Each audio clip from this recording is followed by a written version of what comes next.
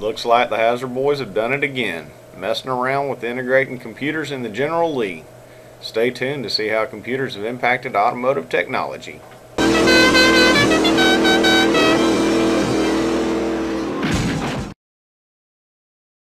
Why computers in cars? Before emission laws were enacted, it was possible to build a car engine without microprocessors. With the enactment of increasingly stricter emission laws, sophisticated control schemes were needed to regulate the air-fuel mixture so that the catalytic converter could remove a lot of the pollution from the exhaust. One of the best innovations that electronics has created in the performance of automobiles is the electronic fuel injection, or EFI for short. Different from the carburetor, the EFI uses a style of technology to supply power to the engine.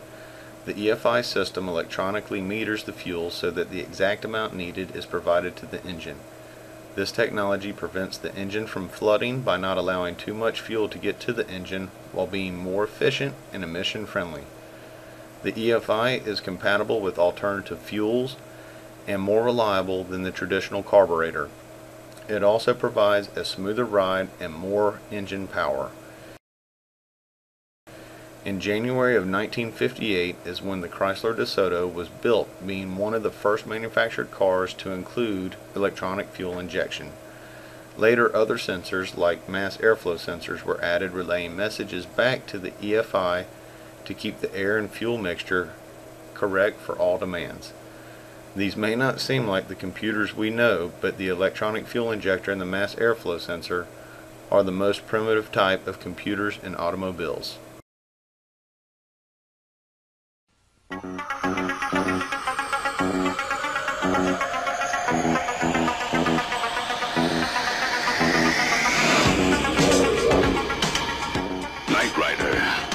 Shadowy flight into the dangerous world of a man who does not exist.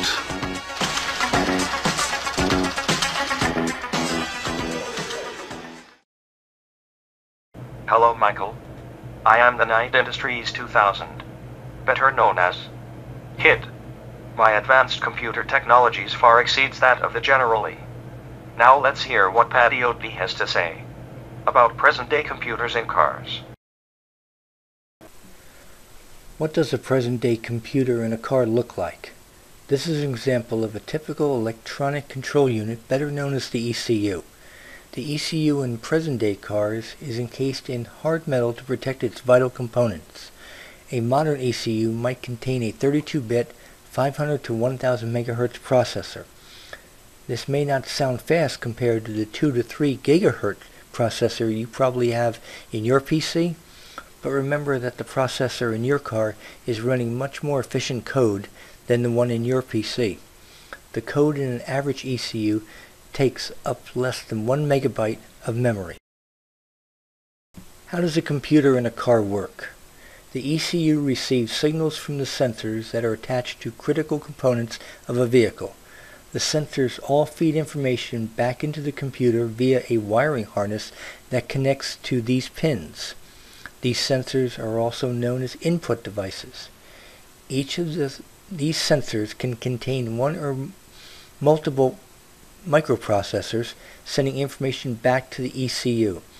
Based on the instructions that are flashed in the computer's memory, decisions are made on fuel management, braking, steering, and safety features. The following is a typical computer and sensor system.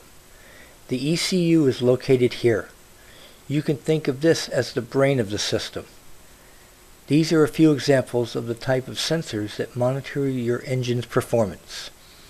Mass airflow sensor, throttle position sensor, manifold absolute pressure sensor, coolant temperature sensor, exhaust oxygen sensor, crankshaft position sensor, and camshaft position sensor.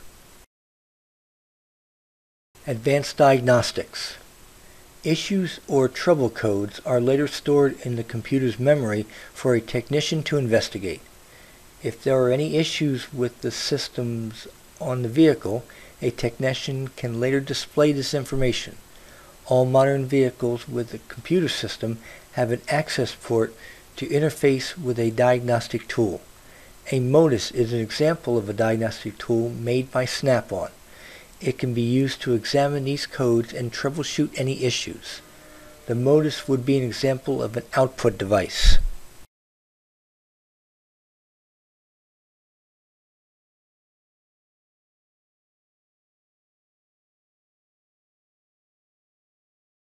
Hey, Doc, we better back up. We don't have enough road to get up to 88. Roads? Where we're going, we don't need roads.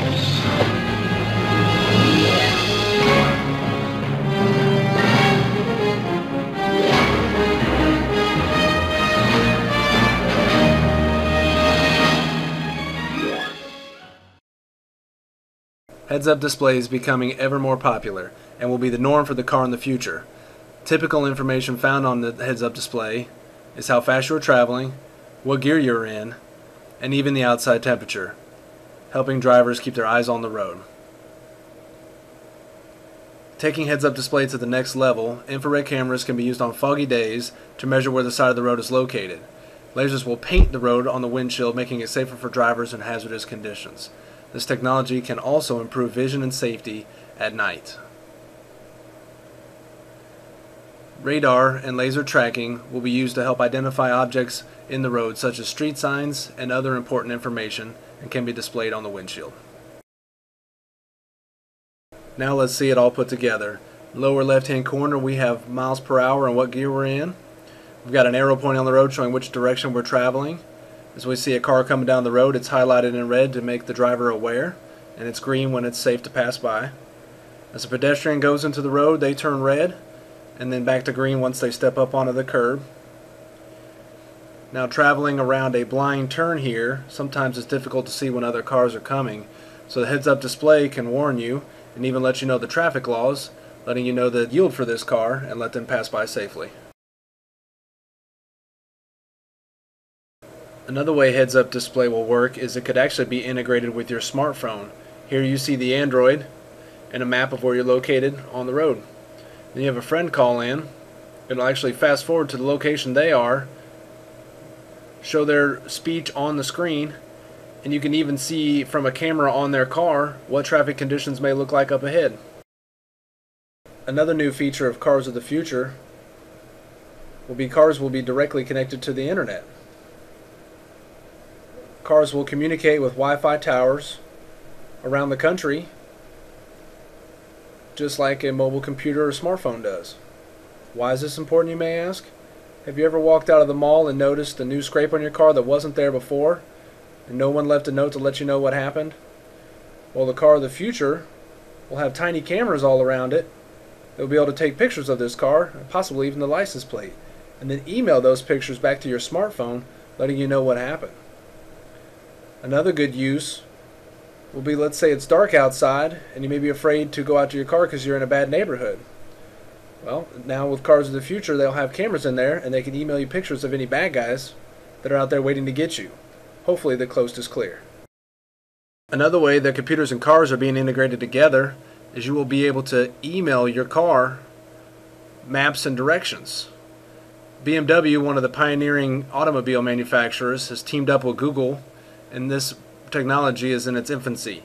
You'll be able to send the message to your car, and then once inside your car, you'll be able to select that information via the onboard computer inside your vehicle. That onboard computer, just like GPS, will calculate the best route possible. And after that, safety first, put on your seatbelt, and you're on your way down the information highway.